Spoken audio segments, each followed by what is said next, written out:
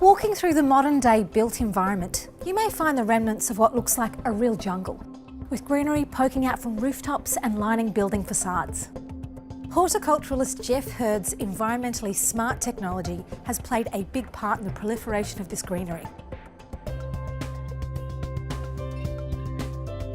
Oh, Jeff, what have you created? This is a green wall that we put in for a client 4 years ago.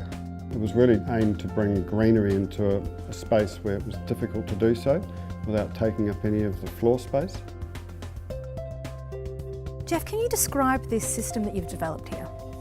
Yeah, look, we have a system that's modular, that is lightweight, non-soil based, easy to install, and it enables us to pre-grow it off-site so that when we deliver it to the client's home, it's already 80% foliage cover. This is so decadent.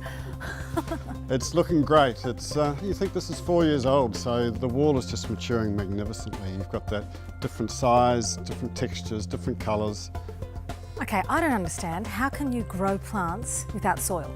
Plants need air and water and nutrients to survive. So we provide a facility in inert media, felt or foam, that gives us that opportunity to control the air, control the water and add the fertiliser to balance that to the plant growth requirements for that site. It's quite a special view, isn't it? The way the leaves are pressing up against the glass, and they're loving the light that's coming through here. And it's like having a print underneath your feet. Tell me about Rooftop Gardens. Well, Rooftop Gardens offer the opportunity to bring some green into the space that is gone as a consequence of the house taking up the bulk of the block of land they've bought. The design can have sedge grasses which will move in the wind, so you get a bit of movement rather than a static space. What other environmental benefits are there?